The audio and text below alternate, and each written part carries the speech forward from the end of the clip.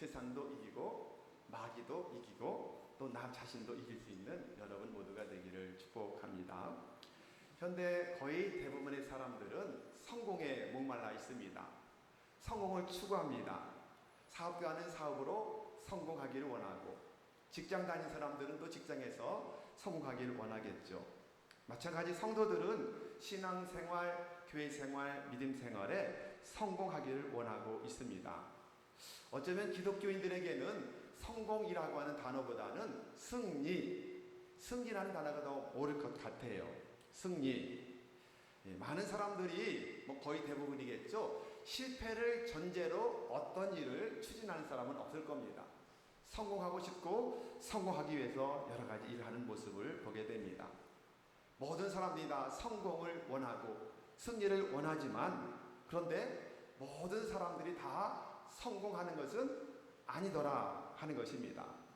그렇기 때문에 실패하고 좌절하고 원망하고 행복이 아닌 불행을 느끼며 살아가게 되는 것입니다. 여러분에게 묻습니다. 여러분은 행복하신가요? 네, 아무도 행복하지 못한가 봐요. 너무 더워서 행복하지 않으신가요? 다시 기회를 드릴게요. 여러분은 행복하신가요? 왜 행복하신가요? 무엇 때문에 행복하신가요?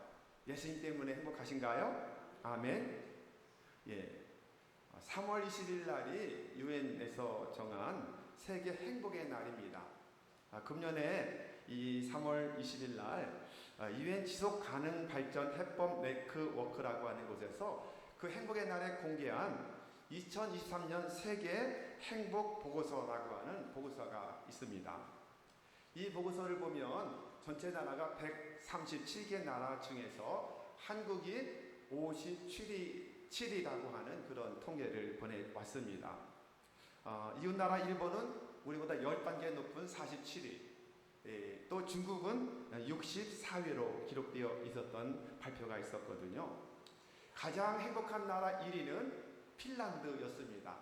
핀란드는 벌써 6년째 계속 1위를 계속하고 있어요. 그 다음이 덴마크, 세 번째가 3위가 아이슬란드, 동유럽 쪽에 굉장히 많은 높은 순위가 있었습니다. 가장 최하위였던 137위는 탈레반이 집권하게 되는 아프가니스탄이었고, 밑에서 10번째까지 거의 대부분 아프리카 나라가 줄을 이뤘던 모습을 보게 됩니다. OECD 국가 38개 중에서 우리나라 행복순위는 밑바닥인 36위였습니다. 전체에서는 57위였는데 OECD라고 조금 더 잘 산 선진국을 통해서 볼 때는 2개만 밑에 있는 36위, 그런 행복지수가 굉장히 낮게 나올 수밖에 없는 모습을 보게 됩니다. 여러분, 행복한 인생을 살기 위해서라면 그럼 우리는 무엇을 해야 될까? 어떻게 하면 좋을까? 우리가 할 일은 무엇일까? 이런 부분을 한번 오늘 말씀 속에서 찾아보고, 그리고 교훈받고 결단하는 시간이 되었으면 좋겠습니다. 세계 최대의 백화점 운영했던 분이 계신데요. 마셜 필드라고 하는 분이에요. 이분이 제시한 성공 법칙 10가지가 있습니다. 그 10가지 여러분 한번 보시면서 한번 여러분도 실천해 보시면 어떨까요? 첫째는 시간을 헛되이 낭비하지 말아라, 이렇게 말했고요. 두 번째는 무슨 일이든지 중도에 포기하지 않는다. 세 번째, 열심히 일하면서 그리고 나태하지 말아라. 네 번째는 어떤 일이든지 무관심하지 말고 모르는 일 있으면 알려고 노력하고 힘써라. 도전의식 가지고 알려고 힘써라, 그렇게 말했습니다. 다섯 번째, 자기 자신은 물론 남을 속이지 말라. 여섯 번째, 어떤 일이든지 무관심. 여섯 번째가 지금 좀 전에 말했네요. 복잡하게 생각하지 않고 단순 영역에 산다가 네 번째였습니다.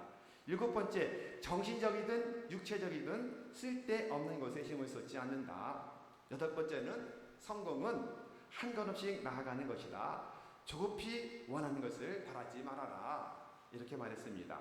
아홉 번째, 누구의 잘못이든지 결과가 좋지 않을 경우 결코 책임을 회피하지 말아라. 마지막 열 번째는 끊임없이 노력하고 자기 개발에 소홀히 하지 말라. 이 10가지를 제시했던 모습을 보게 됩니다. 여러분 보십시오. 마셜 필드가 제시한 성공 법칙대로 살면 다 성공할까요? 아마 또 그렇지는 않을 거예요. 우리가 모르는 것은 거의 없잖아요. 지금 다 들어봤던 이야기들이고 평범했던 이야기들인데, 이분은 자기가 이렇게 실천하고 살았더니 성공했다라고 하는 그런 이야기인데, 누구나 다 똑같이 성공하는 것은 아닐 것입니다. 왜냐하면 환경이나 상황이나 여건이나 개인의 배경이나 나라나 모든 게 다 다르기 때문에 그럴 수밖에 없을 것입니다. 이 방법대로 하지 않아서 행복하지 못할까? 또 이 방법대로 하면 행복해질까? 행복지수가 57위가 된다고 하는데, OECD 국가 중에서는 최하위 정도에 머물고 있다고 하는데, 왜 우리는 행복을 느끼지 못하고 살고 있을까? 이런 생각을 우리 한번 하면서 정말 세상의 방법으로 어느 정도는 올라가고 성공할 수도 있을 것입니다. 그렇다고 모든 사람이 성공할 수 있는 것은 아닐 것입니다. 그런데 여러분, 세상에서 여러 가지의 원하는 대로 성공은 했는데 마지막 인생이 죽음으로 끝나는데, 그 죽음 후의 인생 끝이 지옥으로 가게 된다면 여러분, 그 수고가 무슨 소용이 있겠습니까? 세상에서 승리하는 것도, 세상에서 성공하는 것도 중요하지만 영과 혼과 몸, 신앙생활과 또 사회생활 모두에 함께 승리하는 삶이 여러분에게 필요한 줄로 믿으시기를 주님의 이름으로 축원합니다. 자, 오늘 말씀은 인생의 성공 비결을 우리에게 교훈하고 있습니다. 화면 전환해 주세요. 성공은 기독교에서 잘 쓰는 말로 승리라고 하는 말과 같은 단어인데, 아마 승리라는 말이 훨씬 더 좋은 것 같아요. 승리하는 신앙, 성적이라고 하는 것보다는 승리하는 것.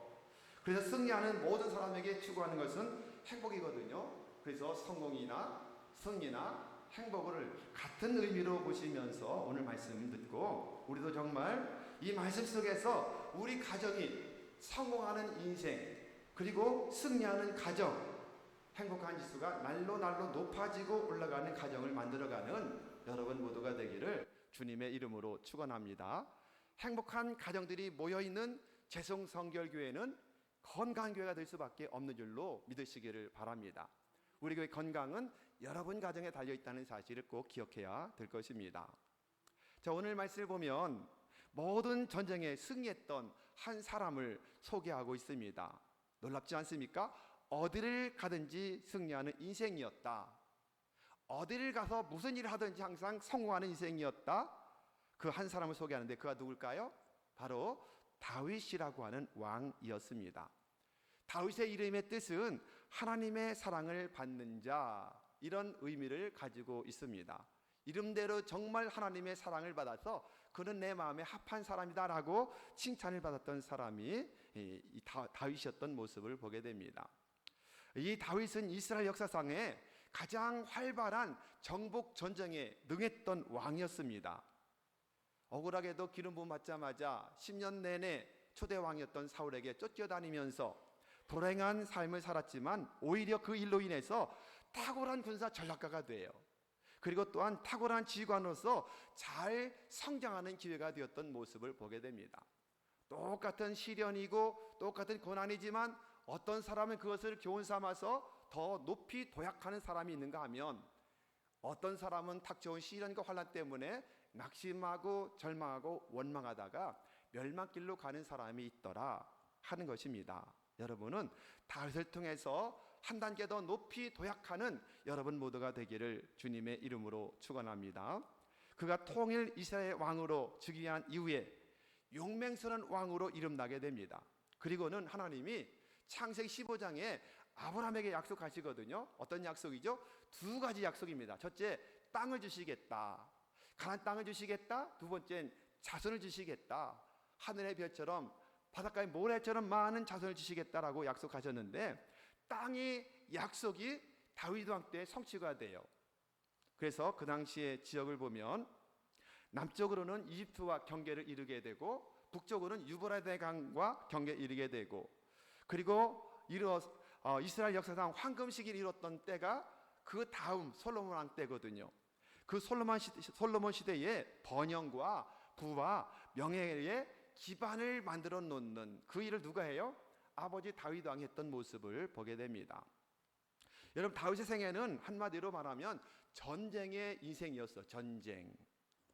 오늘 우리에게 주어진 본문은 그가 이스라엘 왕으로 즉위한 후에 대외적으로 계속해서 나라를 확장시켜 나가기 위해서 끊임없이 이웃 나라들과 대적하고 전쟁을 벌여 싸워서 이기는 전승을 기록하고 있는 장면이 아니겠습니까? 그가 가는 곳곳마다 모든 전쟁에 승리했다고 성경은 기록합니다. 첫째로 블레셋과 싸워서 승리하는 모습을 보게 됩니다. 8장 1절 말씀 보면 다윗은 블레셋 사람을 쳐서 항복을 받았다, 이렇게 말씀해요. 두 번째는 모압을 쳐서 이겼다라고 말씀해요. 다윗이 또 모압을 쳐서 저희로 땅에 엎드러지게 하고, 이렇게 말합니다. 그리고 모압을 자기 나라로 복속시키는 모습을 보게 됩니다. 이 말씀은 민수기 24장 17절의 말씀의 성취이거든요. 같이 한번 읽어볼까요? 한 별이 야곱에게서 나오며 한 규가 이스라엘에게서 일어나서 모압을 이쪽에서 저쪽까지 쳐서 무찌르고 또 셋의 자식들을 다 멸하리로다. 한 별이 야곱에게서 나온다. 한 규는 왕의 통치를 상징하는 그 손에 잡고 있는 지팡이를 말해요. 그거를 다윗 왕으로 보면 되겠죠. 그를 통해서 모든 모압이 이쪽에서 저쪽까지 다 무찌름을 당하게 될 것이다. 이 말 그대로 예언대로 다윗을 통해서 모압 나라가 완전하게 다윗에게 무릎 꿇었던 역사를 보게 됩니다. 4절에 보면 아람과 싸워 승리해요. 5절 8절 보면 계속해서 이 아람과 싸워서 강력한 승리를 얻었던 때를 소개하는 모습을 보게 됩니다. 그리고 8장 13절 14절에 보면 에돔과 또 싸워서 승리하는 모습을 보게 됩니다. 이들 모두는 하나님을 떠난 사람들이었고 하나님을 대적하는 사람들이었고 이방 종교 사람들이었기 때문에 하나님의 저주의 대상들이었고, 이 모든 전쟁에서, 모든 싸움에서 하나님의 이름 걸고 전쟁에서 승리를 가져왔던 다윗의 모습을 오늘 본문은 소개하고 있는 것입니다. 다윗은 모든 전승, 싸우는 전쟁마다 승리한 것은 누구의 능력일까요? 다윗이 탁월해서, 지략이 많아서? 물론 그것도 있겠지요. 왜냐하면 이미 하나님에 의해서 철저하게 훈련받았기 때문에. 하지만 다윗의 고백은 어떤 고백이에요? 하나님이 함께 하셨기 때문에 나는 승리했다라고 고백합니다. 6절 말씀 볼까요? 6절 말씀. 자, 다윗이 어디를 가든지 여호와께서 이기게 하시니라. 누가 이기게 하셨어요? 여호와 하나님이. 14절 말씀도 읽어볼까요? 다윗이 어디를 가든지 여호와께서 이기게 하셨더라. 동일한 말씀을 반복해서 그렇게 우리에게 교훈하는 모습을 보게 됩니다. 어디를 가든지 전쟁에서 이겼다, 전승했다. 이 전승한 하나님이 함께 하신 것입니다.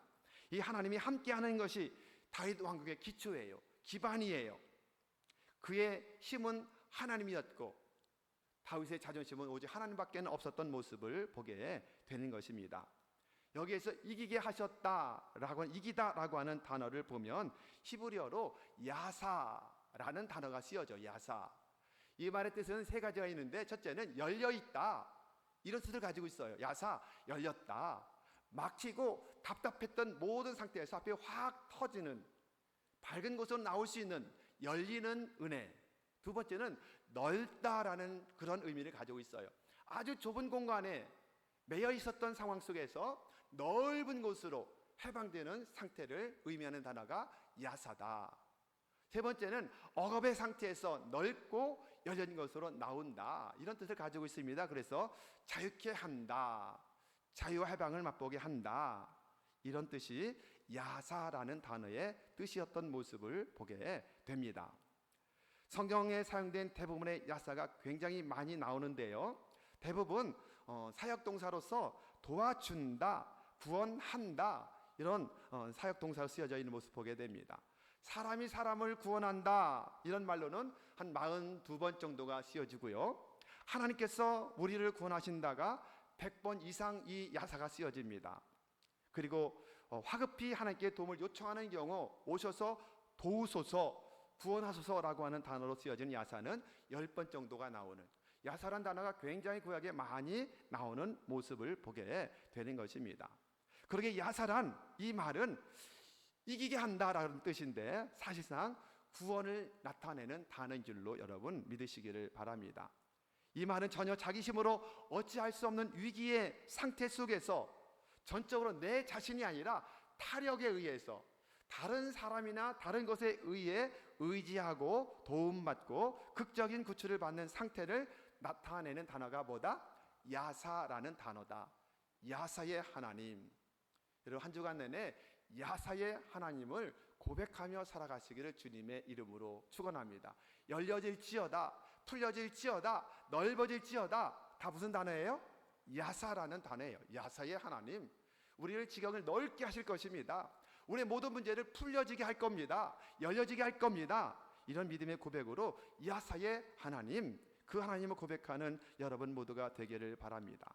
전적으로 무능한 나를 타력에 의해서 도우심으로 말미암아 도움되고 구주되는 상태다. 예를 들어 본다면 다니엘이 믿음 지키다가 어디에 던져져요? 사자굴에 던져지게 됩니다. 굶주린 사자 굴 안에서 다니엘이 할 수 있는 일은 아무것도 없어요. 그런데 거기에서 하나님이 개입하심으로 굶주린 사자의 입을 막아서 아주 순한 양처럼 만들었던 역사를 보게 되지 않습니까? 에스더 시대 때에 하만의 계략 때문에 이스라엘 나라 유대인 전체가 다 멸절당한 위기에 처하게 되죠. 유대인으로서 할 수 있는 일이 아무것도 없습니다. 이때 무엇을 합니까? 에스더를 비롯해서 모르드게와 온 유대 백성들이 금식하며 간절히 부르짖어 기도함으로 말미암아 어떻게 돼요? 하나님이 역사하시니 역전되는 역사가 나타나요. 하나님이 도와주시니 야사의 하나님이 함께 하시니 오히려 모르드게를 달려고 세웠던 장대에 누가 달려요? 대적대 하만이 달렸던 역사를 보게 되지 않습니까? 하나님이 도우심으로 역전되는 역사가 나타나게 되는 거예요. 역전시키는 하나님, 야사의 하나님. 그러기에 이 다윗은 항상 모든 내가 할 수 없는 많은 상황에 처하지만 그때마다 기도함을 통해서 하나님이 나를 도우셨습니다. 하나님은 전쟁에 능하신 하나님이십니다라고 고백하는 모습을 보게 되는 것입니다. 여러분 그러기에 항상 다윗 생애가 전쟁의 상황이었다면 전쟁은 뭐예요? 죽음과 직결되는 것이거든요. 항상 다윗은 죽음에 직결되는 상황 속에 살았던 모습을 보게 됩니다. 그렇기 때문에 항상 전쟁에서 살아나올 수 없을 가능성을 항상 가지고 있었던 삶을 살았습니다. 그때마다 다윗은 이기게 하시는 야사의 하나님으로 고백하는 역사를 보게 되는 것입니다. 다윗은 하나님의 존재를 믿었고 다윗은 하나님의 구원하심도 믿었고 또 오늘 본문의 뒤에 이어보면 하나님이 나를 택하셔서 이렇게 말해요. 다윗은 하나님의 선택을 믿었습니다. 하나님의 언약을 믿었습니다. 하나님의 권능을 믿었던 것입니다. 소년 시절부터 그의 믿음은 변함이 없이 한결같은 신앙으로 끝까지 살아왔던 모습을 보게 됩니다. 우리가 너무도 잘 아는 것처럼 블레셋에 골리앗이 나와서 고함 지를 때에 사울을 비롯해서 모든 군인들이 벌벌벌 떨면서 나가지 못하고 숨어 있을 때에 이때 형님들의 도시를 가지고 왔던 다윗이 그 광경을 보게 되죠. 그리고는 거룩한 분노가 생겨나요. 우리 한번 사무엘상 10장 45절 말씀 읽어볼까요? 자, 시작. 다윗이 블레셋 사람에게 이르되 너는 칼과 창과 단창으로 내게 나아오거니와 나는 만군의 여호와의 이름 곧 내가 모욕하는 이스라엘 군대 하나님의 이름으로 내게 나아가노라. 대단한 고백 아닙니까? 자, 47절 시작. 또 여호와의 구원하심이 칼과 창에 있지 아니함을 이 무리에게 알게 하리라. 전쟁은 여호와께 속한 것인즉 그가 너희를 우리 손에 넘기시리라. 아멘. 다윗은 어릴 때부터 약속에 능하신 하나님을 믿었습니다. 언약의 하나님, 구원의 하나님, 돕는 하나님, 야사의 하나님을 확실하게 믿었던 것입니다. 그러므로 하나님이 그에게 어디를 가든지 이기게 하시는 승리의 왕이 되게 만드셨던 것입니다. 놀랍도록 이 고백이 이제는 저와 여러분의 고백이 되시기를 주님의 이름으로 축원합니다. 우리 인생도 전쟁이거든요. 치열한 영적 전쟁이 있고 생존 경쟁에 대한 전쟁이 있고 얼마나 많은 전쟁이 있습니까? 태풍이 지나갔잖아요. 자연 환경과의 전쟁이 있고 질병과의 전쟁이 있습니다. 이 전쟁에서 우리는 믿음으로 승리할 수 있다는 사실을 기억하되 그때마다 야사의 하나님을 고백하는 여러분 모두가 되기를 예수님의 이름으로 축원합니다. 믿음입니다. 여러분 찬송가 357장 한번 좀 띄워주실까요? 후렴 부분을 같이 한번 좀 불러볼까요? 믿음이 이기네. 시작. 믿음이 이기네, 믿음이 이기네, 주 예수를 믿음이 온 세상 이기네. 아멘. 온 세상만이 아니라 악한 마귀 권세도 믿음으로 이깁니다. 정말 나와 내 자신과는 정말 누구도 싸워 이길 자가 없는데 나도 이기지 못하는데 믿음으로 주님 영접해 드리면 야세 하나님 날 도우셔서 나 자신도 이겨 승리하게 될 줄로 믿으시기를 주님의 이름으로 축원합니다. 불신앙의 생각이 들어오거들랑 여러분 선포하십시오. 이기자, 이기자, 이기자. 선포하는 여러분 모두가 되기를 주님의 이름으로 축원합니다. 오늘 이 비결을 배우십시오. 이 비결을 배우면 여러분의 남은 생애가 늘 승리하는 인생으로, 성경의 인생으로, 복을 받는 인생으로 승리하게 될 줄로 믿습니다. 다윗 승리 비결은 무엇일까요? 첫 번째 먼저 늘 하나님 앞에서 항상 어린아이와도 같은 믿음을 소유했다. 저는 이것으로 보았습니다. 어릴 때부터 끝까지 오직 한결같은 믿음, 어린아이와도 같은 믿음을 소유한 것이 승리의 비결이었다. 이것입니다. 사무엘하 6장 13절에 보면 다윗이 드디어 법궤를 예루살렘 다윗성으로 모셔오게 돼요. 모셔올 때에 얼마나 기쁘던지 법궤를 제사장들이 메고 6걸음 행한 다음에 소와 살찐 것으로 제사를 드리고 14절 말씀 한번 읽어볼까요? 자, 시작. 여호와 앞에서 힘을 다하여 춤을 추는데 배 에봇을 입었더라. 누구 이야기예요? 다윗 왕이 언약궤 앞에서 힘을 다하여 춤을 추었다. 이렇게 말을 하고 있습니다. 왕복을 벗어버리고 배옷을 입은 후에 힘을 다하여 춤을 추는 그 모습을 여러분 한번 상상해 보시기 바랍니다. 왕복도 내려놓았어요. 왕의 권위도 다 내려놓았습니다. 그리고는 하나님을 향한 열정, 정말 심령에서 솟아오르는 그 감격과 기쁨과 즐거움을 가지고 마음껏 춤추는 다윗의 모습을 여러분 한번 상상해 보시기를 바랍니다. 다윗은 이제야 비로소 하나님의 임재와 상징인 언약궤를 다윗에게 모시고 올 수 있구나. 이 한 가지 때문에 기뻐 춤추는 놀란 은혜가 있었던 것입니다. 얼마나 덩실덩실 춤을 추었던지, 즐거이 춤을 추었던지 그의 아내 미갈이 조롱하고 멸시하잖아요. 15절의 말씀에 보면 즐거이 부르며 이렇게 말씀해. 즐거이 부르며, 이 즐거이 부르며 비투르와는 환호성을 지르다, 이런 뜻이에요.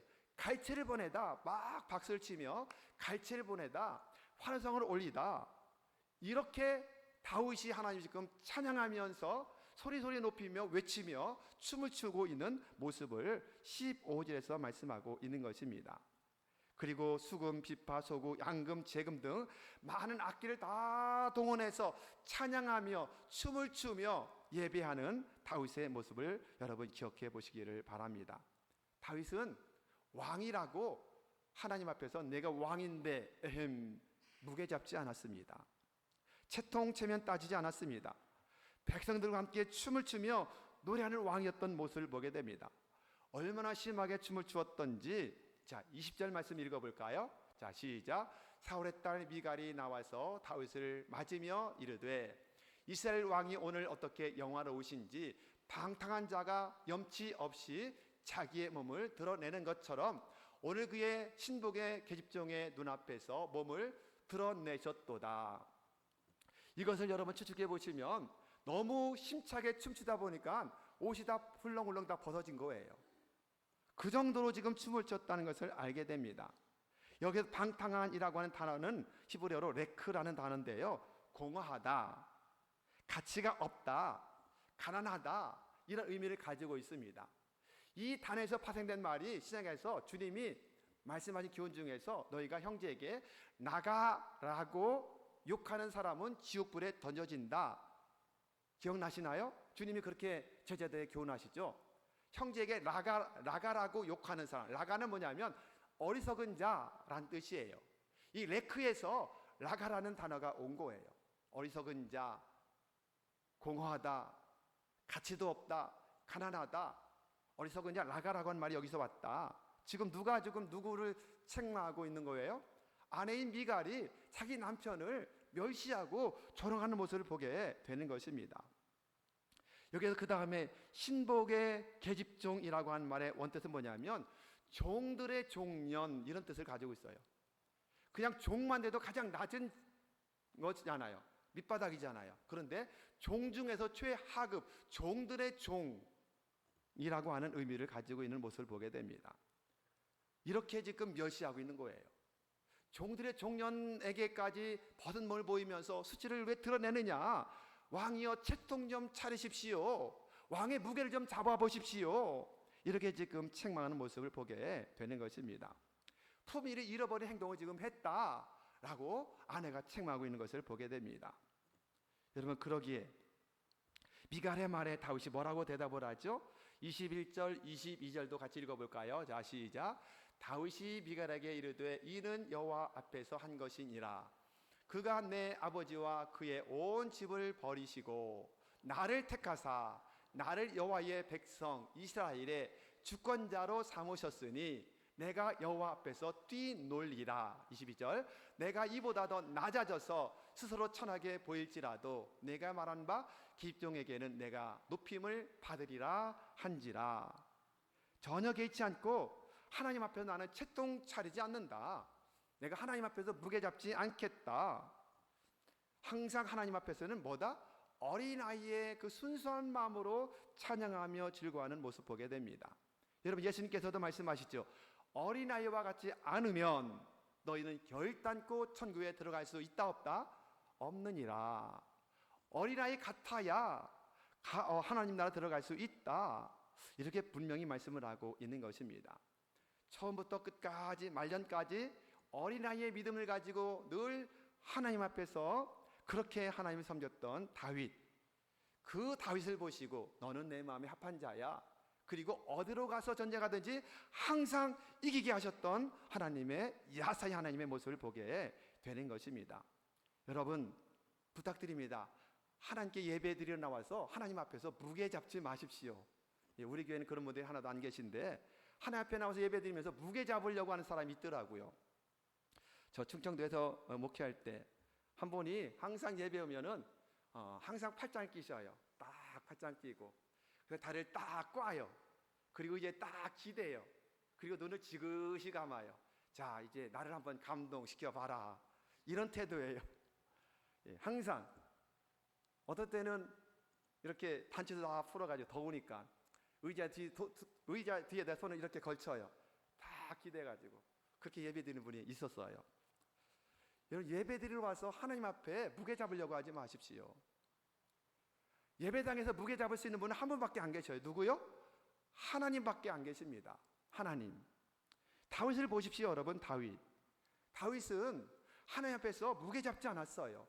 채통 지키려고 하지 않았습니다. 내가 이레베도 왕인데, 내가 가장 높은 통수권자인데, 그러지 않았습니다. 여러분, 그러기에 많은 사람들이 우리에게 참 그런 분이 없어서 참 감사한데, 박수치라 그래도 어떻게 남자 체면에 박수를 쳐? 박수 절대 안 치고, 율동 좀 따라하자고 젊은 청년들이 나와서 율동하면 어떻게 남자가 율동할 수 있어? 천박하게 절대로 따라하지 않는 사람들. 이게 여러분, 그게 거룩한 게 아니에요. 유교 귀신, 종교 영이 들어와서 거룩한 체 하는 거예요. 우리는 이것을 늘 조심하지 않으면 안 됩니다. 거룩이 한 것으로 착각하면 안 됩니다. 거룩한 것이 아니라 아주 점잖은 유교 귀신 들어와서 그렇게 하는 것임을 여러분 기억해야 돼요. 무게 잡는 거 생각하니 생각난 유머가 있습니다. 전국에서 한 가닥씩 하는 유명한 김밥들이 모여서 달리기 시합을 했답니다. 유명한 김밥들, 무슨 김밥 전개 다 보였습니다. 100m 경주를 하는데 한 시합에 출발 신호가 울리고 각 김밥들이 자기 지역 이름에 명예를 걸고 이제 100m 달리기 시작을 하는 거예요. 근데 저 경상도 김밥이 옆구리가 터져버렸어요. 그래서 김밥은 김은 김대로, 단무지는 단무지대로, 참깨는 참깨대로, 또 거기에 뭐 시금치는 시금치대로. 그래도 이 터져버린 이 밥알, 그 다음에 시금치, 단무지들이 열심히 달렸어요. 한참을 달리는데 그래도 빨리 가려고 각기 이제 달린 거예요. 터져가지고. 근데 단무지가 뒤를 보니까는 김이 뒷짐을 지고서 천천히 오는 겁니다. 혼자서 터져버린 김이. 그래서 단무지가 소리쳤습니다. 야, 김아 빨리 와, 빨리 뛰어와. 그랬더니 이 옆구리 터진 김이 뭐라고 그랬을까요? 나는 양반김이요 그랬답니다. 나는 양반김이라 절대 뛰어가지 않아. 양반들은 비가 와도 뛰지 않았다고 그러잖아요. 양반들이 가난해서 먹을 게 없어서, 때거리가 없어서 물 한 잔 마시고 나오면서도 뭐예요? 이쑤시개 쓰시면 나왔다고 그러잖아요. 왜요? 채통, 체면 때문에. 누가 무시할까봐. 여러분, 그러기에 교회도 이 양반 귀신이 들어오면 안 돼요.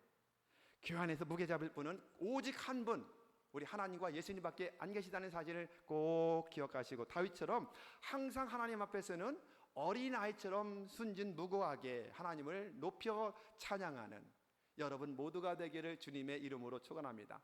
찬양팀이 박수치자고 그러면 박수치면서 찬양하시고, 일어서라면 일어서서 찬양하시고, 우리 율동합시다 하면 율동하며 찬양하시고, 어린아이처럼 이렇게 놀랍도록 찬양할 때 하나님은 기뻐 받으시더라, 이것입니다. 여러분, 다윗의 아내 미갈은 채통 좀 지키십시오. 체면 스타일 극이게 왜 많은 백성들 앞에서 춤을 추십니까? 그것도 바지가 내려갈 정도로. 지금 이렇게 책망하지 않습니까? 사랑하는 여러분, 하나님 앞에서는 다윗처럼 어린아이처럼 겸손하고, 어린아이처럼 순진하고, 어린아이와도 같은 믿음을 갖는 여러분 모두가 되기를 주님의 이름으로 축원합니다. 그러므로 정말 하나님 마음에 합한 사람이라고 칭찬 많은 사람이 다른 누구도 아닌 바로 여러분 모두가 되시기를 주님의 이름으로 축원합니다. 또 한 가지 축복 뭐예요? 어디를 가든지 어떤 전쟁이든지 이기게 하시는 야사의 하나님, 그 하나님이 누구세요? 나의 하나님 믿으시기를 주님의 이름으로 축원합니다. 그래서 날마다 간직거리가 넘쳐나시기를 주님의 이름으로 축원합니다. 평생 다윗과도 같은 믿음 가지고 살기에 주님이 두 가지의 축복, 하나님 마음에 합한 자다, 어디를 가든지 이기게 하시겠다, 이 복을 받아 누리는 여러분 모두가 되기를 예수님의 이름으로 축원합니다.